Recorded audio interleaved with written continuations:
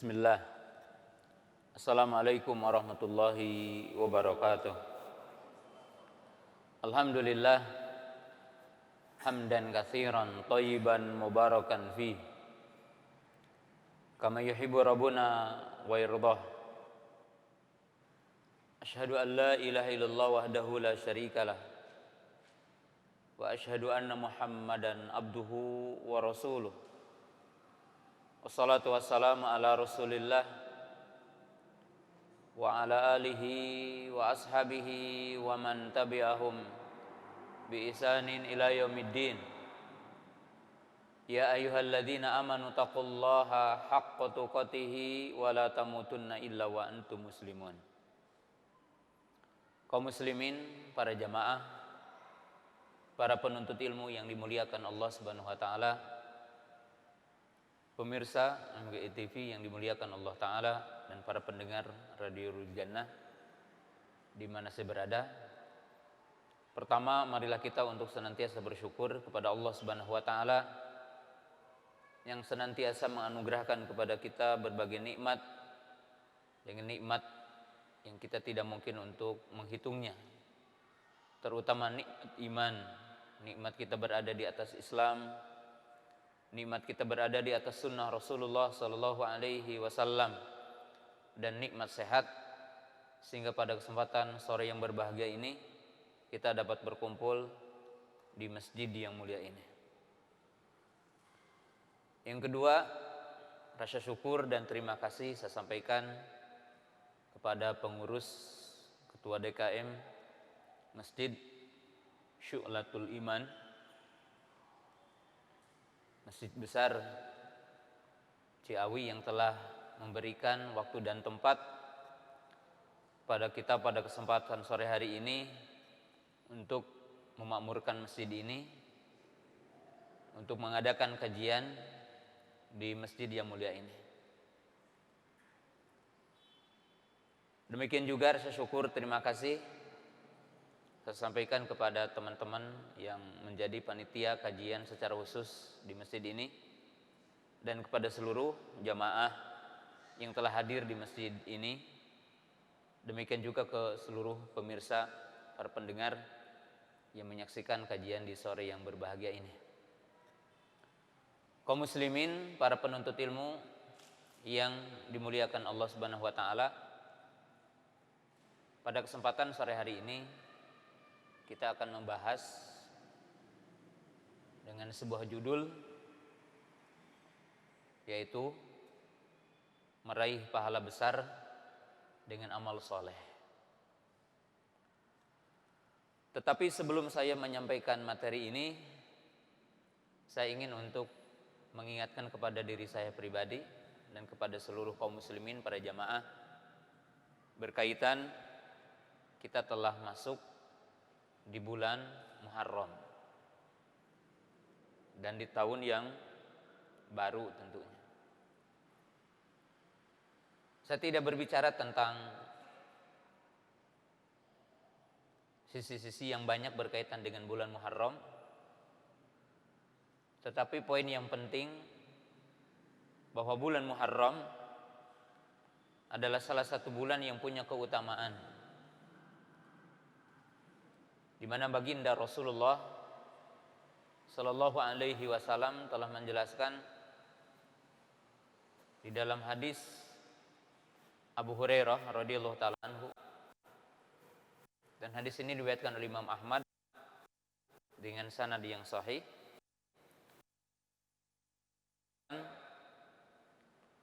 Afdhalus siyami ba'da Ramadan as-siyamu fi syahrillahi al-Muharram, wa afdhalus salati ba'dal fariidah salatul lail. Baginda Nabi SAW mengatakan, puasa yang paling utama setelah puasa Ramadan yaitu puasa di bulan Allah, yaitu bulan Muharram. Dan salat yang paling utama setelah salat yang wajib, itu sholat 5 waktu, yaitu sholat malam. Pada hadis ini, baginda Nabi SAW menjelaskan tentang keutamaan bulan Muharram. Sisi keutamaannya, di mana bulan ini diidopatkan kepada Allah, Syahrullah. Faqad qala al-ulama, idopatul makhluk ila khaliqihi dilalatun ala tasyrif. Pengidopatan atau nisbat makhluk kepada penciptanya secara langsung, maka itu menunjukkan pengagungan Allah kepada makhluk tersebut. Jadi ketika bulan Muharram secara khusus spesifik dikatakan Syahrullah, bulan Allah, maka itu menunjukkan bulan itu punya keutamaan. Seperti kita mengetahui Abdullahi wa Rasuluh.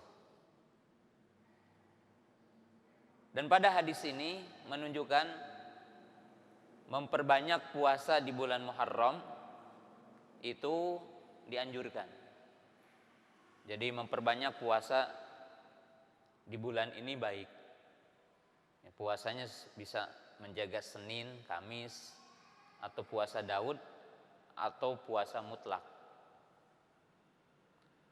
Dan bulan Muharram salah satu bulan yang diharamkan berbagai bentuk kedzaliman secara khusus. Bukan berarti di bulan lain boleh melakukan zalim, boleh melakukan maksiat.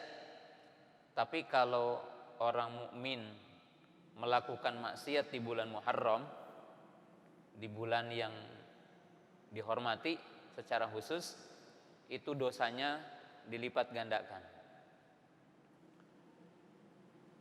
Dengan itu di dalam hadis Abi Bakrah, Nabi SAW mengatakan, inna zamana qad istadara kahayatihi yauma khalaqallahu samawati wal arda as-sanatu isna asyara syahron minha arba'atun hurum salasun mutawaliyat Dzulqa'dah, Dzulhijjah, Al-Muharram, thumma Rajabun Mudhar alladzi baina Jumadi wa Sya'ban. Nabi SAW mengatakan bahwa Allah telah mentakdirkan, itu takdir kauni, setahun 12 bulan. Dari 12 bulan itu ada bulan yang dinamakan dengan Syahrul Muharram. Diharamkan kita berperang kecuali kalau kita diserang, namanya jihad difa. Diharamkan berbagai bentuk kedzaliman, kemaksiatan, diharamkan, yaitu Dzulqa'dah, Dzulhijjah, Muharram, dan bulan Rajab, yaitu bulan di antara Jumadil Akhir dengan Sya'ban. Maka salah satu keutamaan dari bulan Muharram yaitu bulan yang diharamkan. Jadi secara khusus oleh syariat. Kemudian dalam kalimat yang singkat, karena judulnya bukan ini, di bulan Muharram ini ada amalan yang dianjurkan bagi setiap mukmin dan memiliki pahala yang sangat agung, yaitu puasa Asyura, yaitu puasa di hari yang ke-10, yang pahalanya disebutkan oleh Nabi Sallallahu Alaihi Wasallam, yukaffiru as-sanata al-madiyah, yakni al-madiyah, bahwa puasa Asyura ini akan menghapus dosa setahun yang telah lalu. Para ulama menyebutkan sejarah puasa Asyura. Puasa Asyura ini juga dilakukan oleh ahlul kitab, orang-orang Yahudi. Karena puasa Asyura ini bertepatan dengan selamatnya Nabi Musa dan pengikutnya dari kejaran Fir'aun laknatullah. Jadi hari kemenangan Nabi Musa alaihissalam dan hari ditenggelamkannya Fir'aun dan bala tentaranya di Laut Merah. Maka Nabi SAW mengatakan, aku lebih berhak daripada mereka. Maka Nabi SAW menganjurkan untuk puasa. Dan puasa Asyura itu di awal Islam hukumnya wajib sebelum turunnya perintah puasa Ramadan. Sebelum turun ayat ya ayyuhalladzina amanu kutiba alaikumusiyam, atau sebelum turun ayat syahrul Ramadan alladzi unzila fihil Qur'an, maka puasa Asyura itu wajib atas kaum muslimin. Setelah turunnya kewajiban puasa Ramadan, maka puasa Asyura itu menjadi hukumnya sunnah muakkadah. Itu sunnah yang dikuatkan untuk dilakukan. Nah, puasa Asyura itu sendiri menurut para ulama, tata cara kita menunaikan puasa Asyura itu dengan 3 cara. Jadi dengan 3 kaifiyah. Cara yang pertama, boleh kita puasa hanya di hari ke-10 saja. Jadi puasanya di hari ke-10 saja. Tanggal 9-nya dan tanggal 11-nya tidak. Cara yang kedua, yaitu puasa di hari ke-9 dan di hari ke-10. Karena Nabi SAW merencanakan untuk puasa pada tanggal 9-nya. Jadi Nabi SAW mengatakan, kalau aku masih hidup di tahun depan, maka aku akan berpuasa di tanggal 9-nya. Walaupun Nabi SAW belum sempat melakukan puasa di hari yang ke-9-nya. Kemudian yang ketiga, menurut banyak ulama, itu lebih afdol dilakukan, yaitu puasanya 3 hari. Yaitu 10, 9, 10, 11. Nah, ini disebutkan dalam hadis riwayat Abdullah bin Abbas radhiyallahu ta'ala anhuma. Qala Nabi sallam, sumu yauma Asyura wa khaliful yahuda sumu yauman qablahu wa yauman ba'dahu. Dalam hadis ini Nabi SAW mengatakan, puasalah di hari Asyura dan selisihilah orang Yahudi. Puasa sehari sebelumnya dan puasa sehari setelahnya. Maka berarti puasanya berarti 3 hari, yaitu tanggal 9, tanggal 10, tanggal 11. Nah, banyak para ulama muhakkik mengatakan wahada ablag fi mukhalafati ahlil kitab. Artinya menyelisihi puasa dengan 3 hari, 9, 10, 11, itu lebih nampak bahwa kita menyelisih ahlul kitab, yaitu puasanya orang Yahudi. Jadi ini dianjurkan oleh syariat. Silahkan ya, mau milih yang tanggal 10-nya saja boleh, mau memilih tanggal 9, 10-nya boleh, mau memilih 9, 10, 11 adalah boleh. Ya. Kemudian juga puasa di bulan Muharram silakan, yang dinamakan puasa mutlak. Puasa mutlak itu dalam arti tidak berkaitan dengan harinya, tidak berkaitan dengan jumlahnya. Yang penting memperbanyak boleh. Karena Nabi SAW mengatakan afdhalus siyami ba'da Ramadan, yakni syahrullahi al-Muharram. Puasa yang paling utama dilakukan oleh seorang mukmin adalah puasa di bulan Allah, bulan Muharram. Nah, kemudian sebagai penutup berkaitan dengan bulan Muharram, ya, bagi kaum muslimin ada dua amalan yang itu menyelisihi amalan ahlus sunnah, yaitu amalan ahlus sunnah wal jamaah. Jadi ada dua amalan yang itu bukan amalan ahlus sunnah wal jamaah, bukan amalan aswaja itu, tapi amalan yang lain, yaitu dilakukan oleh dua sekte. Yang pertama, hari ke-10 dijadikan yaumul huzn, hari bersedih, hari berkabung. Ya. Karena hari ke-10 ini diyakini sebagai hari wafatnya Al-Husain ibnu Ali radhiyallahu taala anhu. Orang-orang Rafidhah dari kaum Syiah menjadikan hari itu sebagai hari berkabung dengan melakukan niyahah yang dinamakan dalam bahasa Indonesianya hari meratap, menangis histeris, memukul-mukul muka, mencakar-cakarnya, merobek-robek baju, bahkan menyayat-nyayat badannya. Hari di situ katanya adalah hari berkabung, berkorban. Nah, maka ini seperti ajaran Nasara yang mereka berkabung atas nama Nabi Isa alaihi salam, di mana menyiksa diri gitu. Nah, ada lawannya yaitu dari kaum Nasibi. Kalau kaum Rafidhah berlebihan dalam mencintai Ali, mencintai Ahlul Bait, mencintai Hasan dan Husain. Sekte kedua Nasibi, ini orang yang benci kepada Ahlul Bait. Maka hari Asyura itu dijadikan yaumul farah, hari gembira. Jadi lawan.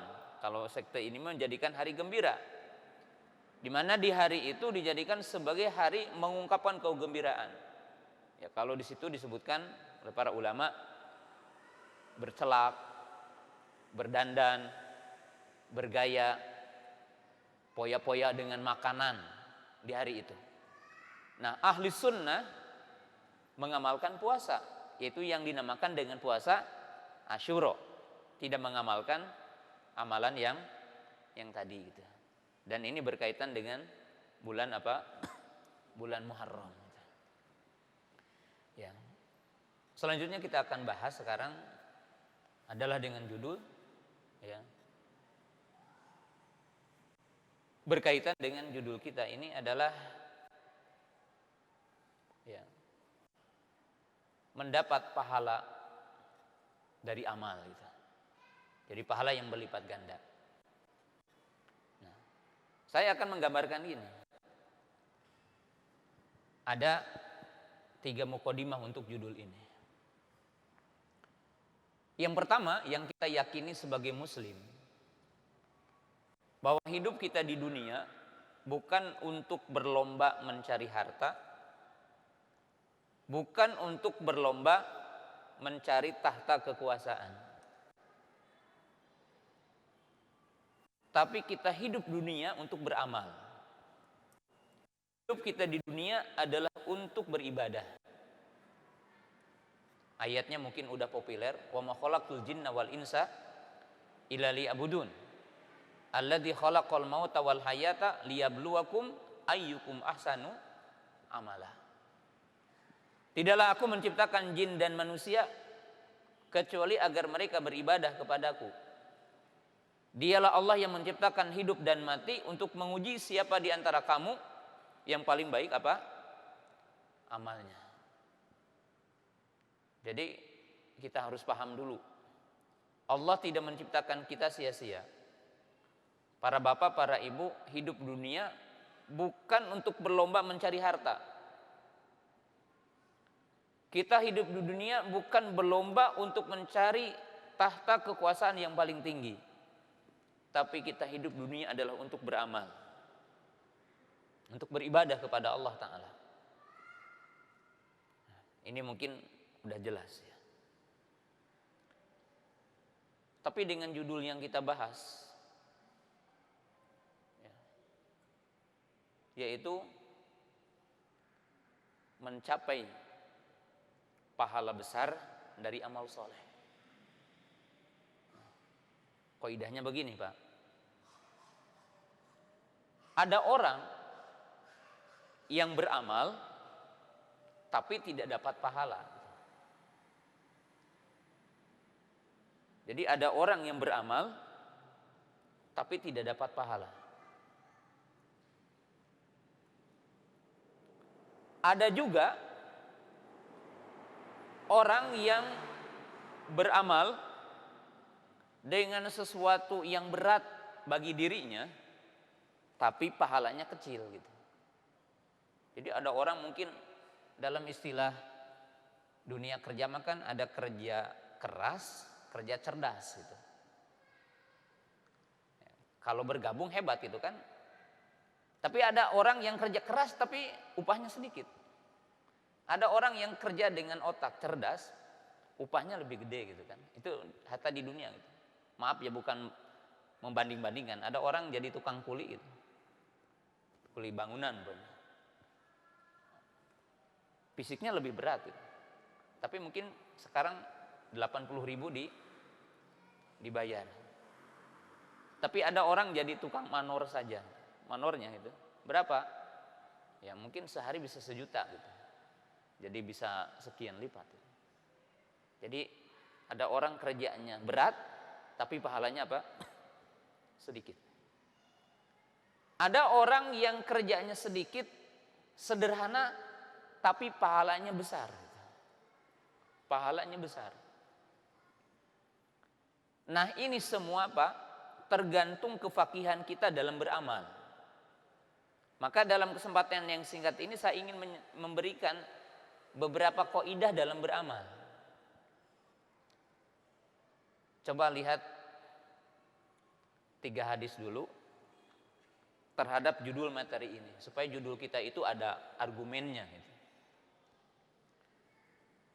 Nabi SAW mengatakan tentang keutamaan kita umat Muhammad, masalukum wa masalu ahlil kitabaini kamasali rajulin istajara ujaro'a. Perumpamaan kalian adalah seperti perumpamaan seseorang yang mempekerjakan banyak pekerja. Faqala man ya'mali min gudwatin ila nisbin nahar ala qiratin. Siapa katanya yang ingin kerja dari pagi sampai zuhur, dia diberikan pahala 1 qirot saja katanya. Fa'amilatin yahudu, maka orang-orang Yahudi yang kerja di situ. Tsumma qala man ya'mali min nisbin nahari ilal asri ala qiratin. Siapa yang ingin kerja dari waktu duhur sampai waktu asar, dia mendapatkan 1 qirot juga katanya. Fa'amalitin nasara, maka orang-orang Nasara mereka. Tsumma qala man ya'mali min waqtil asri illa an tagiba asyamsu ala qirataini. Siapa yang ingin kerja dari waktu asar sampai waktu maghrib, dia dapat 2 qirot. Tadi makan 1 qirot semuanya, ini diberikan 2 qirot. Maka Nabi SAW mengatakan hadalakum, ini bagi kalian katanya. Fagadibatil yahudu wa nasara, maka marahlah Yahudi dan Nasara. Mereka mengatakan bagaimana katanya kita lebih lama waktunya tapi pahalanya lebih sedikit. Mereka lebih sedikit waktunya tapi lebih besar pahalanya gitu. Jadi dari pagi sampai zuhur 1 qirot itu. Dari duhur sampai asar 1 qirot. Ini dari asar sampai maghrib 2 qirot. Maka dijawab, apakah aku mengurangi hak kalian? Maka mereka mengatakan tidak. Demikianlah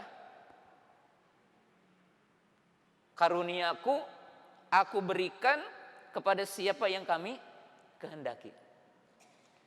Nah, dalam ayat ini, dalam hadis ini itu digambarkan ya, ada orang yang lama kerjanya tapi pahalanya lebih sedikit itu. Ada yang kerjanya lebih pendek tapi pahalanya lebih besar. Kenapa katanya membedakan apa? Keutamaan orangnya. Karena umat Islam diberikan keutamaan sebagai umat akhir zaman. Ya. Jadi di sini menunjukkan terkadang satu amal sama tapi pahalanya berbeda. Karena ada keutamaan tertentu.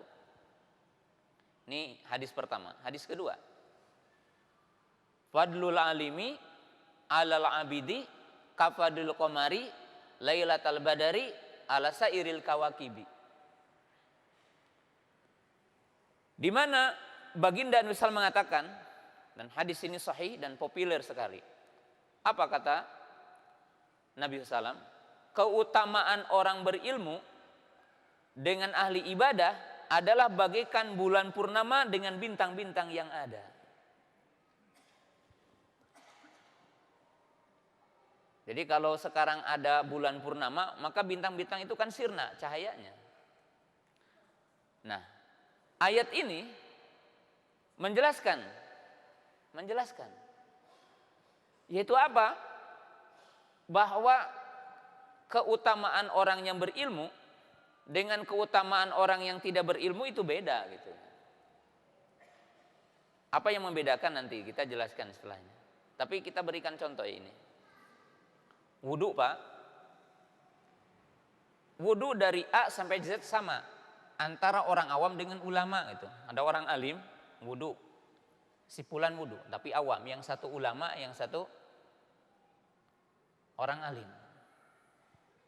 Nabi SAW mengatakan pahalanya akan berbeda. Walaupun wudunya itu mi'ah pil mi'ah, 100% sama. Dari mulai umpamanya itu sederhananya wudu apa? Baca bismillah, mencuci telapak tangan 3 kali, berkumur-kumur mengisap air ke hidung, mencuci wajah 3 kali, yang punya jenggot mensela-selanya gitu kan. Kemudian mencuci tangan kanan 3 kali sampai siku, mensela-sela jari-jarinya yang kiri 3 kali, mengusap kepala, mengusap telinga, mencuci kaki yang kanan 3 kali, mensela-sela jari-jari, yang kaki seperti itu. Setelah itu berdoa. Ceples kata orang Sunda sama gitu ya. Dari awal sampai akhir sama. Tapi akhir pahala akan berbeda. Nah, apa yang membedakan pahala antara ini orang alim, antara ini orang awam? Ya. Sederhana Pak. Sok aina tadabur Pak. Contoh, nggak apa-apa ya, antum ditanya. Antum, siapa namanya? Agus, Pak Agus. Cik ari antum pangna wudu rek salat, ingat karena ayat Quran tuh. Ayat apa yang memerintahkan untuk wudu? Oh, kan terangnya. Ngan pokoknya mah iman, Pak rek wudu teh, rek salat teh kudu wudu. Ngan ditanya ayat mah teu apal. Ditanya ayat nggak tahu. Kalau orang alim, saya wudu karena perintah Allah. Perintahnya mana? Al-Maidah ayat 3. Ya, Al-Maidah ayat 6, maaf. Ya ayyuhalladzina amanu idza kuntum ila sholati faghsilu wujuhakum. Kemudian meneliti kaidah al-aslu fil amri ulul wujub gitu. Jadi orang alim itu melakukan penelitian sehingga amalnya itu banyak. Kemudian sekarang pakai bismillah dulu atau enggak? Neliti dulu hadis. Dari mana kita baca kalau mau wudu baca bismillah? Telaah hadis. Sahih atau dhaif? Ya. La wudu'a liman lam yadhkur ismallah. Tidak sempurna wudu bagi orang yang tidak baca bismillah. Jadi cek bahasa Sunda ari orang alimat capek heula gitu. Rek ngalakukan sesuatu. Ari antum apan cek ustad kitu we gitu kan. Maka pahalanya akan berbeda. Tingkatan pahalanya akan berbeda. Maka Nabi SAW mengatakan fadlul alimi alal abidi kafadil qamari lailatal badari ala sairil kawakibi. Ini contohnya. Bahwa satu amalan dilakukan dengan cara yang sama tapi akhir pahala akan berbeda. Tergantung siapa yang melakukannya. Ini contoh kedua. Contoh yang ketiga.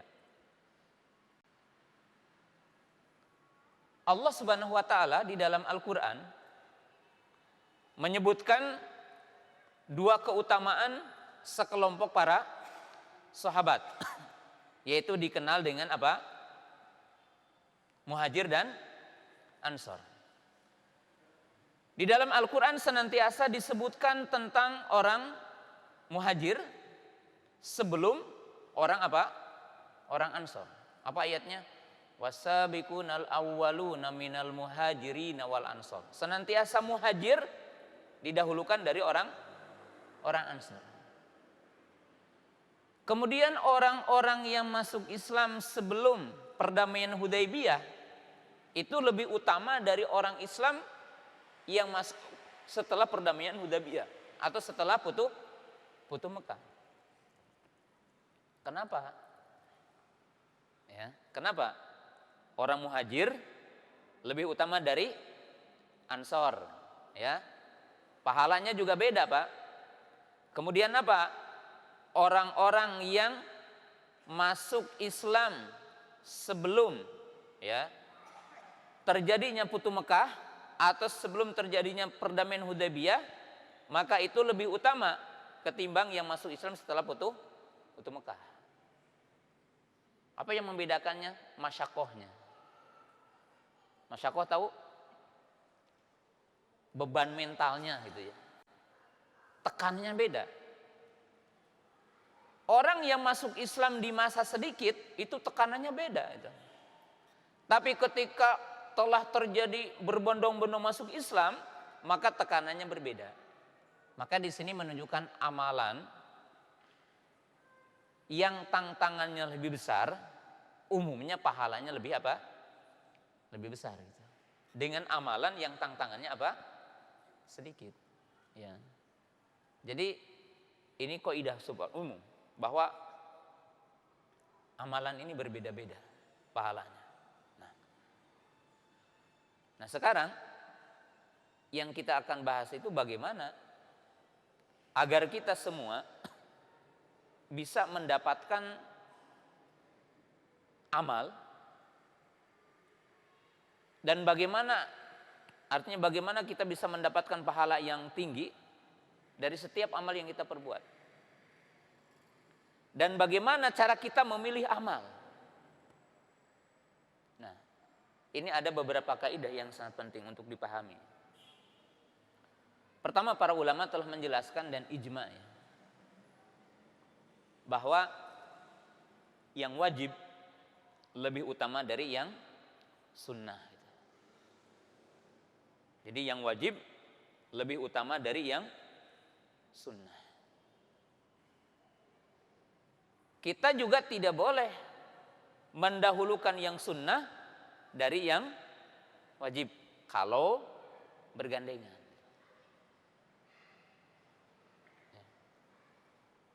Bagi setiap mukmin harus paham kaidah pertama ini, bahwa yang wajib lebih utama dari yang sunnah. Kemudian yang fardu ain didahulukan dengan yang fardu kifayah.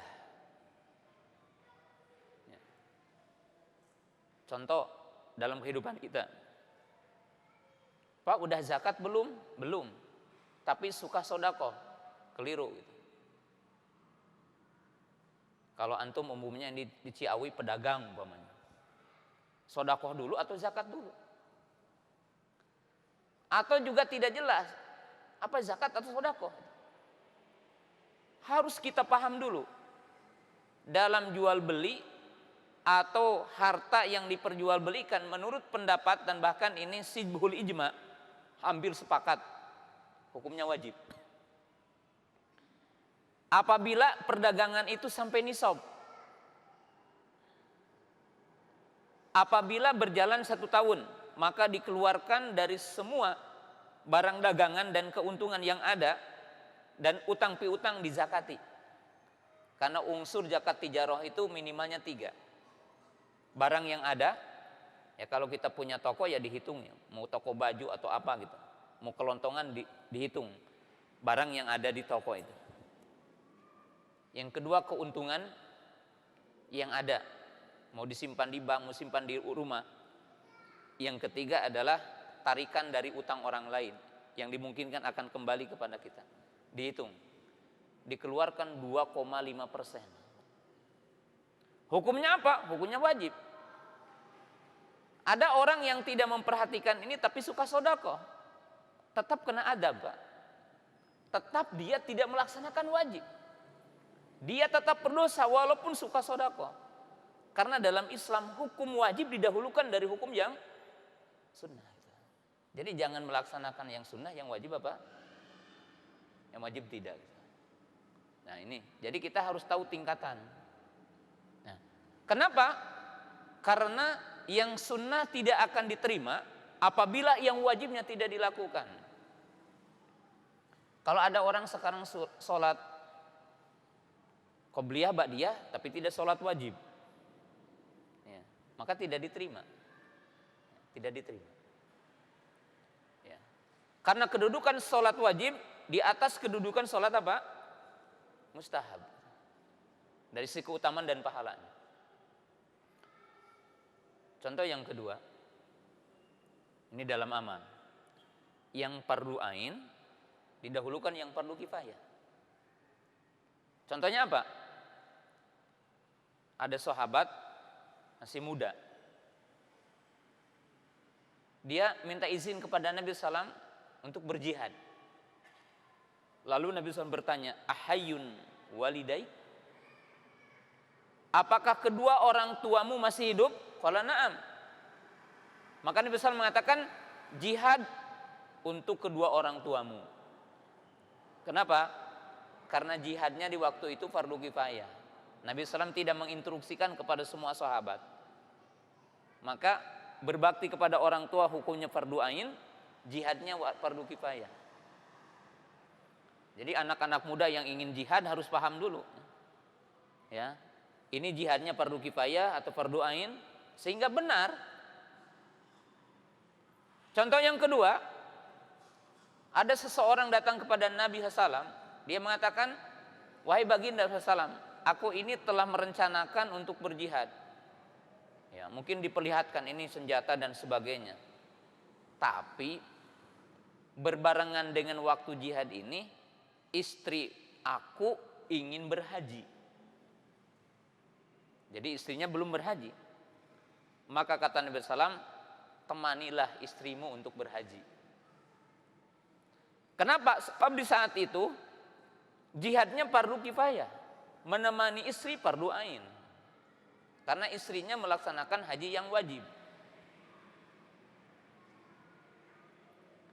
Jadi kaum muslimin pemirsa yang dirahmati Allah Ta'ala, para ikhwan dan para akhwat yang dimuliakan Allah Ta'ala, setiap kita itu harus faqih ketika beramal. Harus benar-benar mengerti tentang petunjuk-petunjuk dalil, petunjuk-petunjuk kaidah ketika kita beramal soleh. Karena akan menentukan dari sisi pahala diterima dan tidaknya di sisi Allah Subhanahu wa Ta'ala. Ini seperti tadi, mendahulukan yang wajib dari yang apa? Yang mustahab. Mendahulukan yang fardu ain dari fardu apa? Kifayah. Kemudian para ulama menjelaskan, amalan yang mustahabat itu ada tingkatannya. Maka amalan yang sunnah mu'akadah didahulukan dari sunnah yang tidak mu'akadah ketika bergandengan tentunya. Kalau tidak bergandengan ya dilakukan dalam waktu yang tepat bagi kita. Jadi kalau satu amalan bergandengan dalam satu saat, maka kita didahulukan yang sunnah mu'akadah dari yang tidak sunnah mu'akadah. Dan amalan yang dikaitkan dengan waktu itu didahulukan dari amalan yang tidak berkaitan dengan waktu. Nah, kita berikan contoh ya, sunnah mu'akadah. Ya. Contohnya apa? Salat qobliyah. Ya, salat qobliyah ini sunnah mu'akadah. Maka harus didahulukan dari semua salat yang lain, dari salat-salat sunnah ketika bergandengan. Contoh yang tadi berkaitan dengan waktu. tanggal 10 Zulhijjah, amalan yang paling afdol adalah berkurban. Berkurban dengan sapi, atau berkurban dengan kambing, atau berkurban dengan unta dan sejenisnya. Mana lebih afdol antum bersedekah dengan uang seharga kambing, atau antum menyembelih kambing? Maka para ulama sepakat bahwa berkurban itu lebih afdal dari bersedekah. Kenapa? Karena ada ibadah menyembelih yang waktunya tidak ada di waktu lain. Sedekah itu memiliki waktu kapan saja. Jadi dalam memilih amal itu harus tepat gitu. Sehingga pahalanya akan lebih besar. Jadi optimal pahalanya. Ya, optimal pahalanya. Maka tidak kita usah berpikir sekarang tanggal 10 Zulhijjah walaupun udah lewat, karena pandemi lebih baik bersedekah untuk pandemi atau kurban. Ya kurban di hari itu. Mau ngasih sedekah pandemi di hari yang lain saja gitu. Karena tanggal 10 Zulhijjah itu adalah yang paling afdal, ibadah yang paling afdal adalah iraqatud dam, mengalirkan darah, yaitu penyembelihan yang disyariatkan dengan hewan sembelihan. Ini ketepatan. Ya. Kita ditanya tanggal 10 Asyura. Tanggal 10 Asyura, apakah yang lebih baik kita berniat puasa mutlak atau puasa Asyura? Maka kita katakan ya di hari itu puasa Asyura, bukan puasa mutlak. Karena keutamaan di hari itu dengan niat hari itu pahalanya khusus, yaitu dihapus dosa yang lalu satu tahun. Nah ini contohnya. Jadi dalam beramal seperti ini. Karena tingkatan amal itu akan berbeda. Gitu. Nah, contoh yang lain dalam amal. Gitu. Nah, jemaah yang dirahmati Allah Ta'ala, para ulama menjelaskan, amalan orang mukmin itu ada dua jenis. Selain yang dibahas tadi, ada amalan yang pengaruhnya untuk diri sendiri. Ada amalan yang punya pengaruh untuk masyarakat, untuk orang lain, untuk menjaga agama. Maka amalan yang punya pengaruh apabila bergandengan dalam satu saat dengan amalan yang lain, maka harus dipilih yang amalan itu muta'addi, punya pengaruh. Kita akan memberikan beberapa contoh. Dan contoh langsung dari para ulama. Saya berikan contoh sekarang. Antum punya uang 1 miliar. Antum datang ke satu kampung, bagi-bagi uang 1 miliar itu 100 ribu. Baik enggak? Baik gitu. Atau per orangnya 1 juta. Sehingga mungkin sekian ratus orang, 1000 orang bisa dapat uang itu. Baik, good. Tapi antum pilih yang kedua, uang 1 miliar dipakai untuk membuat gedung sekolah 5 kelas.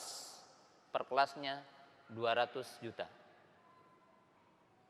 Kira-kira mana lebih afdal? Bukan berarti bersedekah untuk orang miskin tidak afdal. Tapi diberikan kepada mereka itu pengaruhnya tidak seperti membuat sekolah. Karena ketika orang membuat sekolah, kalau satu kelas sekarang ada 30 orang, berarti kali 5, 150 orang. Setiap harinya akan mengalirkan pahala kepada yang membuatnya. Guru yang mengajarnya minimalnya sehari ada 10. Berarti dari 10 guru akan mengalir kepadanya. Dia telah meninggal dunia selama bangunnya ada, selama ada orang belajar, selama ada orang yang mengajar, maka akan mengalirkan pahala. Maka di sini beda gitu. Jadi ketika antum akan bersodakoh itu dilihat dulu nih, pengaruh dari sodakoh saya itu kemana gitu. Sehingga pahalanya akan besar, beda dengan orang yang asal sodakoh gitu. Apalagi mungkin nanti di ujung berkaitan dengan ikhlasnya gitu. Nah, maka Imam Syafi'i rahimahullahu ta'ala memberikan contoh kepada kita ketika beliau berkunjung kepada muridnya Imam Ahmad. Ya, kalau kita kan di Indonesia suka bertengkar ya antara madhab Hambali dengan Syafi'i, padahal gurunya itu berteman gitu ya. Maka kita harus seperti gurunya ya, jangan bertengkar karena gara-gara beda kunut dengan tidak kunut gitu ya. Ini Imam Syafi'i dengan Imam Ahmad ya. Nah, Imam Syafi'i ini berkunjung kepada muridnya. Ya, yang lebih afdal memang murid berkunjung kepada guru. Tapi kali-kali guru berkunjung kepada muridnya. Berkunjung kepada Imam Ahmad. Ternyata murid-murid Imam Ahmad selalu mendengar pujian Imam Ahmad untuk Imam Syafi'i. Ketika berkunjung ada 3 keanehan katanya didapatkan oleh murid Imam Ahmad. Yang pertama, ketika dihidangkan makanan, ternyata Imam Syafi'i itu RW 06, rewog makannya. Itu 1 nampan dihabisin makanannya. Dikira katanya ulama besar mah ancin makannya. Kok ini katanya rewog ternyata gitu. 1 nampan dihabisin. Datang waktu malam ditunggu. Wah, ulama besar pasti sholat sepanjang malam. Tapi ternyata Imam Syafi'i duduk termenung sampai waktu subuh. Datang waktu subuh, tidak wudhu lagi. Langsung sholat qobliyah subuh, sholat subuh. Maka murid-murid Imam Ahmad hari wus-wus. Itu heboh gitu ya. Wahai imam katanya, ini yang kau sanjung-sanjung. Makannya banyak, tidak sholat malam, sholat subuh tidak wudhu lagi. Lalu kata Imam Ahmad, kamu jangan protes dulu. Coba klarifikasi, tanya apa alasannya. Ternyata alasannya membuat tercengang. Ya. Kata Imam Syafi'i, aku menghabiskan makanan yang dihidangkan oleh Imam Ahmad karena aku tahu Imam Ahmad itu waro.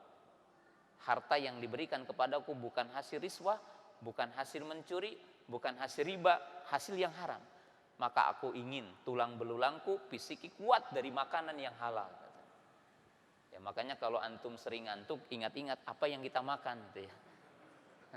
Kalau ngaji langsung pelor, nah itu ingat-ingat. Ini apa yang kita konsumsi itu akan mempengaruhi telinga dan mata kita gitu ya. Ingat. Kata Imam Syafi'i, aku ingin kuat hafalanku dan aku ingin cerdas dan mampu beristimbat kepada setiap nas-nas Quran dan hadis dengan makanan yang halal. Adapun yang kedua kata beliau, aku tadi malam tidak sholat. Tapi aku punya 2 alasan. Alasan yang pertama karena aku merenungkan satu hadis. Hadisnya diriwayatkan oleh Imam Muslim. Pendek banget. Nabi SAW itu ngabu bunga, ya, membikin gembira anak kecil yang senang merenung, sedih karena burung piaraannya mati. Maka beliau berkata, ya Aba Umair, mada fa'ala binugair. Hei Abu Umair, apa yang sedang dilakukan oleh si Nugair. Maka kata Imam Syafi'i, aku mengeluarkan 1000 kesimpulan dari hadis itu. 1000 istimbat, 1000 pelajaran dari hadis itu.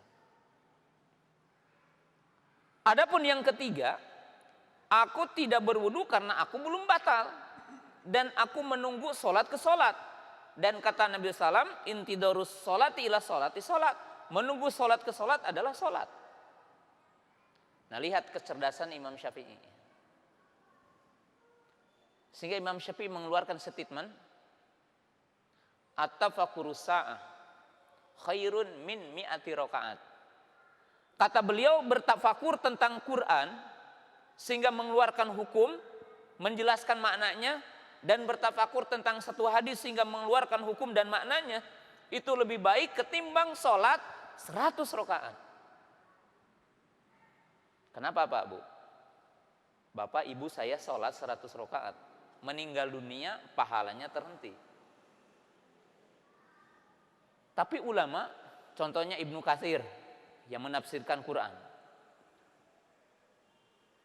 Imam Ibnu Hajar yang mensyarah Sahih Bukhari, antum saya paham makna ayat, antum dengan saya paham makna hadis karena Imam Ibnu Hajar. Ieu hadis nerangkeun haramna anu, ieu hadis marentahkeun wajibna anu, dijelaskan ku saha? Dijelaskan ku para ulama.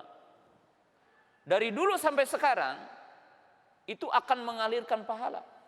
Dari setiap orang yang baca kitab Fathul Bari, berapa ribu ulama di dunia, berapa juta para ulama yang membaca Fathul Bari dan menjelaskan kepada umat sehingga paham hukum, maka itu estafeta pahala yang akan mengalir kepada Imam Ibnu Hajar. Tapi yang sholat 100 rakaat tadi semalam itu berhenti pahalanya ketika meninggal dunia. Nah, jadi di sini begitu nampak ya, bahwa Imam Syafi'i memberikan satu pelajaran yang berharga. Jadi amalan yang sederhana, tapi pahalanya apa? Besar. Karena kedudukan orang alim. Fadlul alimi alal abidi qabil kuman. Jadi ini apa? Dari sisi pengaruh dari amal itu. Ya. Jadi dari sisi pengaruh dari amal itu. Ya. Kemudian saya akan kisahkan yang lain. Dan ini kisah semuanya bukan kisah Abu Qatadah, bukan. Kisahnya dalam semua kisah para sahabat dan hadisnya sahih. Nabi SAW dengan para sahabat berjihad di hari bulan Ramadan. Cuaca panas sekali. Kata Anas bin Malik, maka para sahabat itu terbagi kepada dua kelompok. Ada yang tetap puasa, ada yang pada buka. Buka. Apa kata Nabi SAW? Ternyata Nabi SAW tidak memuji, tidak menyanjung orang yang tetap puasa. Bahkan di antara sahabat itu ada yang pingsan dan disembur air. Ya. Apa kata Nabi SAW? Zahabal mubtiruna bil ajri. Anu baruka menang pahala loba. Orang yang berbuka ternyata dapat pahala besar. Orang yang tidak buka ternyata pahalanya lebih sedikit. Kalau dihitung dengan akal kita, mestinya yang maksa puasa lebih besar pahalanya. Sebab energinya memaksa gitu. Ternyata apa? Orang yang buka itu lebih besar pahalanya. Apa kata Nabi SAW? Orang-orang yang puasa teh pada lemes. Menyerang musuh kurang, membantu teman tidak. Tapi orang yang berbuka di samping melaksanakan syariat, mengambil rukhsah, dan Allah mencintai orang yang mengambil rukhsah, maka dicintai Allah secara khusus. Kedua apa? Dengan buka itu menyerang musuhnya lebih kuat. Membantu yang sakit, ya, mengumpulkan air, menyediakan air untuk temannya kuat. Sementara yang puasa lemes. Gitu. Maka di sini kecerdasan orang. Kenapa? Karena dari bukanya dia menjadi amal untuk orang lain, dan dari orang lain dia dapat pahala. Gitu. Nah, jadi di sini para ibu, para jamaah yang dimuliakan Allah Ta'ala, kita itu harus cerdas dalam mengamalkan satu amalan. Dimana tadi udah dijelaskan ada amalan yang berat tapi pahalanya sedikit. Artinya berat dilakukan tapi pahalanya sedikit. Ada amalan yang sederhana tapi mendatangkan pahala yang besar. Karena perbedaan-perbedaan yang tadi yang harus kita tahu. Artinya kita harus cerdas dalam melakukan amal sehingga kita mendapatkan pahala yang lebih besar. Nah, kemudian kaum muslimin, jamaah yang dimuliakan Allah Subhanahu wa taala. Ya. Bagaimana amalan seseorang itu akan lebih besar pahalanya ketimbang amalan yang lainnya. Ada hal yang tentunya sebagai pokok dari apa yang tadi disebutkan. Ya. Yaitu di sini ada dua sisi yang sangat urgen. Yaitu al-yaqinu wal ikhlas. Yakin dan ikhlas. Ya. Kaum muslimin jamaah yang dimuliakan Allah Subhanahu wa taala, nilai yakin dan nilai ikhlas itu akan mempengaruhi beratnya timbangan pahala. Nah, kaum muslimin jamaah yang dirahmati Allah Subhanahu wa taala, saya berikan gambaran yang tadi kembali.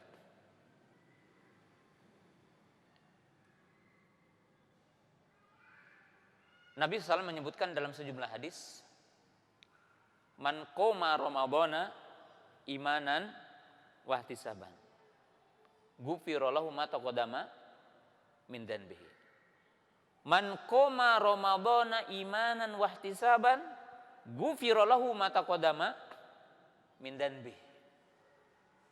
Jadi barang siapa yang berpuasa dengan dasar iman dan pengharapan kepada pahala, barang siapa yang sholat malam, qiyamul Ramadan, sholat tarawih dengan dasar iman dan pengharapan pahala dari Allah, maka disebutkan ghufira lahu ma taqaddama min dzanbihi. Nah, kedua hadis ini dan sejumlah hadis yang semakna dengan ini itu memberikan satu faidah bahwa al-jaza min jinsil yakin. Artinya pahala itu akan bersamaan dengan jenis keyakinan orang. Ya, jadi dengan jenis keyakinan orang. Ya. Contohnya tadi, kalau para ibu para bapak puasa Ramadan, tapi yang menjadi pendorongnya adalah kebiasaan. Da abi mah tos unggal tahun puasa teh gitu. Da abi mah upami bade salat teh sok wudu we gitu. Pokoknya mah setiap tanggal 10 Zulhijjah abi mah tos biasa mencit gitu. Umpamana itu. Ini kelompok pertama, imam kurang gitu. Tapi kelompok yang kedua, dia pengagungan kepada Allah, iman, ingat kepada ayatnya, ingat kepada perintahnya. Ya. Allah berfirman, "Dzalika wa man yu'azzim sya'airallah fa innah min taqwal qulub." Jadi kalau para bapak sekarang puasa, pertama terbetik ayat ya ayyuhalladzina amanu kutiba alaikumusiyam kama kutiba alal ladzina min qablikum la'allakum tattaqun. Pertama beriman akan benarnya Quran. Satu nilai. Kedua beriman akan ayat ini secara khusus. Ayat ini perintah puasa. Iman itu. Ta'zim. Kemudian dibarengi dengan rasa pengharapan atas pahala dari yang memerintah, yaitu Allah. Ingat kepada kebesaran Allah, ingat kepada keagungan Allah, ingat kepada ancaman Allah. Maka tertanamlah khosyah dalam dirinya. Dan mahabbah dan roja, khauf kepada Allah. Beda dengan orang, cenah da abi mah puasa we cenah. Tapi tidak terbetik tadi, itu pahalanya berbeda. Maka dengan itu jelas innama yakhsyallaha min ibadil ulama. Jadi orang yang punya muqaddimah ilmu, orang yang punya ilmu akan jauh beda pahalanya dengan orang yang tidak punya ilmu. Tetap itu. Karena nilai tadi berbeda, yakinnya itu, yakin. Makanya sejumlah orang yang diantara kita sekarang tahu haramnya riba dan berhenti dari perkara ribawi, itu juga hasilnya akan berbeda tergantung imannya. Ayo ngoleh markeneh gitu pasti ya tantangannya juga ya mungkin akan berbeda dengan orang 100% tahu haramnya, ancamannya, dasarnya. Maka dia tidak akan bergeming dengan tantangan apapun. Kenapa? Karena iman. Jadi ini pahala akan berbeda. Dengan orang yang dia beramal tapi keyakinannya kurang. Coba kita lihat, jangankan kita, para sahabat berbeda. Kenapa Abu Bakar menjadi orang yang pertama masuk surga? Jadi Abu Bakar As-Siddiq dijanjikan sebagai orang yang pertama masuk surga. Setelah Nabi SAW, Abu Bakar As-Siddiq. Nah, kita dapat buktikan. Dan fikihnya Abu Bakar beda. Kita berikan contohnya. Abu Bakar ketika mendengar al-yauma akmaltu lakum dinakum wa atmamtu alaikum ni'mati wa raditu lakumul islam madina. Dan ketika Nabi SAW mengatakan Allahumma syhad alla qad balagtu, Abu Bakar menangis di saat kaum muslimin banyak di hari itu. Kenapa Abu Bakar menangis? Satu kefakihan ketika beliau membaca ayat al-yauma akmaltu, berarti Nabi SAW itu telah menyempurnakan syariatnya. Berarti sebentar lagi Nabi SAW itu akan meninggalkan kita, katanya akan wafat. Maka Abu Bakar menangis karena imannya itu. Dan kecerdasan Abu Bakar As-Siddiq radhiyallahu anhu. Maka dikatakan abqahun nas bil Islam minas sahabat Abu Bakar. Orang yang paling faqih kepada Islam dari antara para sahabat adalah Abu Bakar. Tidak bisa dikalahkan oleh Abu Hurairah, tidak bisa dikalahkan oleh Abdullah bin Abbas dan yang lainnya. Nilai keimanan. Ketika Nabi SAW menceritakan Isra dan Mi'raj, semua manusia ragu. Hanya Abu Bakar yang tidak terbetik dalam hatinya keraguan sedikit pun. Sedikit pun. Bahkan Abu Bakar mengatakan seandainya Nabi SAW menceritakan di belakang gunung Uhud ini akan ada musuh, dan aku belum melihatnya, maka aku akan membenarkan. Karena Nabi SAW itu shadiqul masduq. Keyakinan yang utuh ya, maka pahalanya besar Abu Bakar. Nah, kita lihat mauqif lain. Ketika Nabi SAW wafat, heboh. Umar mengatakan, siapa yang menceritakan kepadaku bahwa Muhammad SAW telah wafat, aku akan tebas batang lehernya. Tidak ada yang berani ya. Abu Bakar berdiri berkhutbah membacakan ayat wa ma Muhammadun illa rasul qad khalat min qablihi rusul afa in mata aw qutilan qalabtum ala aqabikum. Maka Abu Bakar membacakan ayat ini dan Umar bersungkur sujud. Bukan sujud kepada Abu Bakar, sujud kepada Allah. Umar mengatakan sepertinya aku hari ini membaca ayat ini. Dan itu Abu Bakar Siddiq. Ketika perang Paceklik, yang paling banyak menginfakkan hartanya Abu Bakar. Berapa? Semua hartanya diinfakkan. Umar setengahnya, Utsman 1/3. Kemudian kedua orang sahabat Umar dengan Utsman berkata, aku berharap hari ini menjadi orang yang paling banyak infaknya. Tapi ternyata ketika bertanya kepada Nabi SAW, apa yang diinfakkan oleh Abu Bakar? Abu Bakar mengatakan, aku menginfakkan semua hartaku. Ketika ditanya oleh Nabi SAW, apa yang kau tinggalkan bagi keluargamu? Beliau mengatakan Allah wa rasuluhu.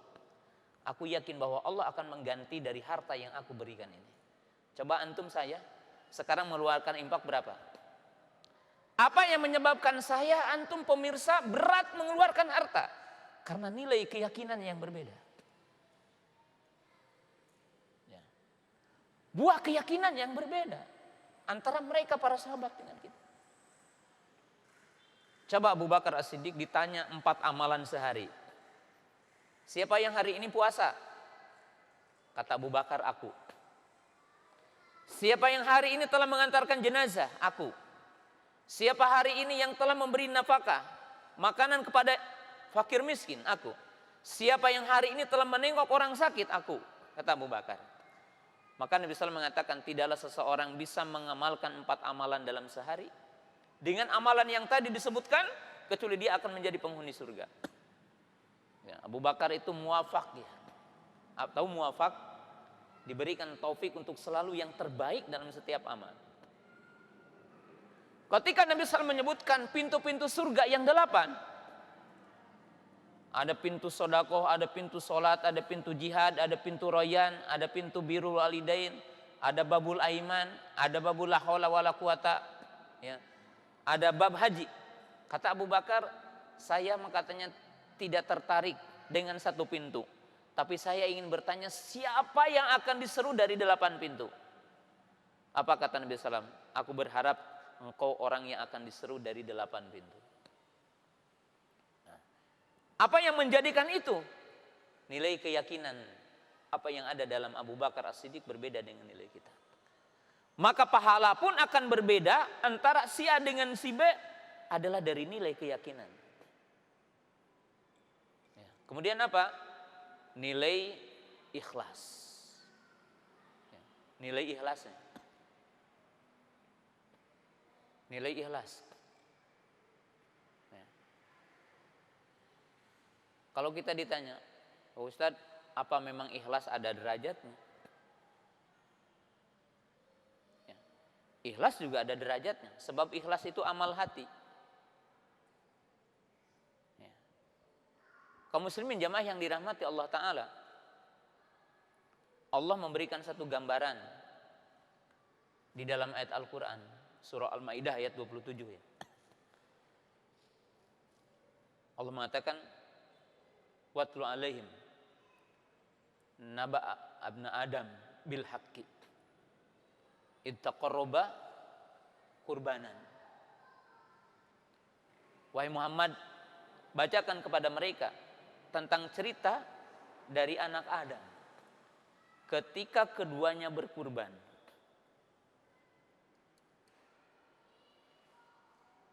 Diterima dari yang satu, ditolak dari yang satu. Lalu Allah menyebutkan di ujung ayatnya, innama yataqabbalallahu minal muttaqin. Kedua-duanya sama menyembelih, tapi pahalanya berbeda karena niatnya.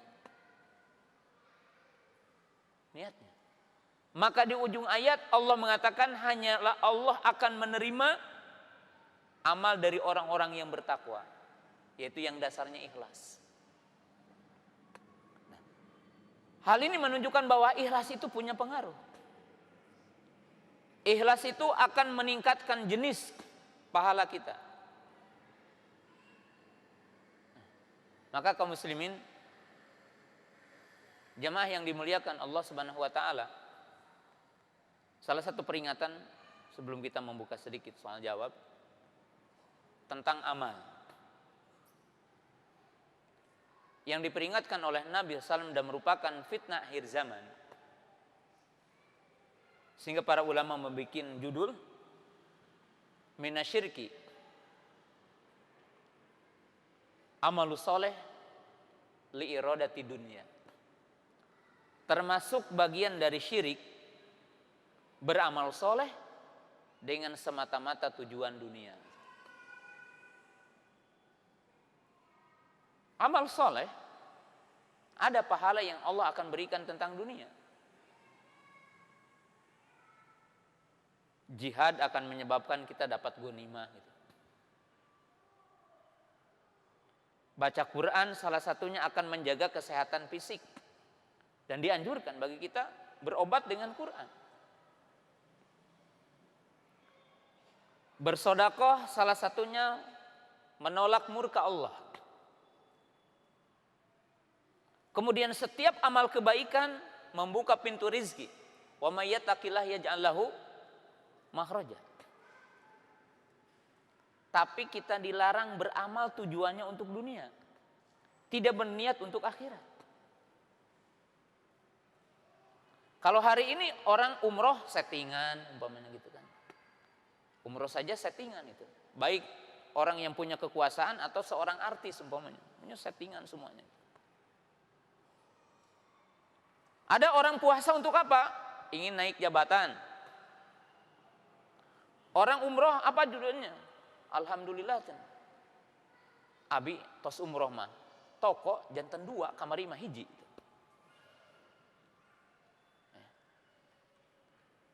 Jadi ini tujuannya dunia terus itu. Maka Nabi SAW mengatakan, di antara penyakit yang akan menimpa kepada umat Islam di akhir zaman apa? Wal tumiatid dunya bi amalil akhirah. Bahkan orang jadi dai tujuannya dunia. Populer mungkin. Bahkan jadinya apa? Ada ustadz mungkin yang identik seperti artis. Seperti artis. Dan ini fitnah akhir zaman. Nah, semua pahala yang kita akan dapatkan yaumal qiyamah adalah ditentukan dengan niat kita. Ditentukan dengan apa yang ada dalam hati kita. Dan ini adalah perkara yang sangat urgen. Ya, jadi perkara yang sangat urgen. Ya. Kemudian bagian yang terakhir yang perlu kita pahami di dalam kaidah amal soleh, bahwa Nabi SAW menetapkan kaidah hadis. Para sahabat bertanya kepada Nabi SAW, dan Nabi SAW menjawab dengan beberapa jawaban. Faqala ayul a'mali ahabu ilallah. Qala adwamuha wa in qalla. Nabi SAW ditanya, amal apa yang paling mulia di sisi Allah, paling dicintai Allah? Maka Nabi SAW, amalan yang bisa dikontinyukan, amalan yang bisa didawamkan. Lebih baik dari amalan yang besar, berat, tapi tidak dilakukan secara dawam. Nah, contoh, bapak umurnya udah 60 tahun, pingin puasa, ya umumnya ya jangan puasa Daud, ya Senin Kamis saja. Gitu. Yang dengan izin Allah mudah-mudahan bisa sampai akhir hayat. Jangan puasa Daud tapi cuma seminggu, sebulan. Setelah itu pingsan. Enggak. Jadi itu amalan yang bisa didawamkan, itu yang harus dijaga oleh kita. Dan setiap orang akan berbeda. Nah, berbeda. Itu ya. Kemudian Abu Hurairah, Abdullah bin Abbas memberikan kaidah sangat penting dalam beramal. Apa kata beliau? Aku suka meninggalkan puasa sunnah kalau puasa itu melemahkan hafalanku. Nah, tapi jangan ngapalkan hadis enggak, puasa enggak gitu, enggak ya. Ini kalau ada thalabul ilmi, penuntut ilmu yang akan menghafal Quran, menghafal hadis. Apakah memilih untuk puasa tapi jadi lola hafalannya, atau dia lebih baik buka tetapi hafalannya kuat? Maka ini dikatakan khairunas anfa'ulinnas. Sebaik-baik orang itu yang paling banyak memberikan manfaat kepada orang. Kalau menghafal hadis, menghafal Quran, menghafal aqwal ulama akan lebih banyak memberikan manfaat kepada orang. Ini yang harus dipilih ketimbang maksain puasa, karena manfaatnya lebih besar ketimbang tadi. Bukan menyepelekan puasa Senin Kamis, bukan menyepelekan puasa Daud. Tetapi Nabi SAW mengatakan khairun nas anfa'u linnas itu. Jadi ini salah satu contoh. Kemudian Abu Hurairah mengatakan, jika aku ingin menghafal waktu malam atau lebih penting menghafal waktu malam, maka aku meninggalkan sholat malam dan aku memilih, carilah katanya sholat siang hari yang dinamakan sholat apa? Sholat duha. Aku meninggalkan sholat malam karena aku menghafal di waktu malam. Maka jamaah yang dirahmati Allah Ta'ala, para sahabat itu sangat cerdas memilih amal. Dengan itu kita akan berlomba dengan amal, kemudian berlomba mencari pahala. Tetapi kaum muslimin, pemirsa yang dirahmati Allah Subhanahu wa taala, ya, itu memahami kaidah-kaidah yang mungkin sebagiannya telah disebutkan tadi, tetapi belum semuanya, ya. Sampai di sini. Wa akhiru da'wana alhamdulillahirabbil alamin. Assalamualaikum warahmatullahi wabarakatuh.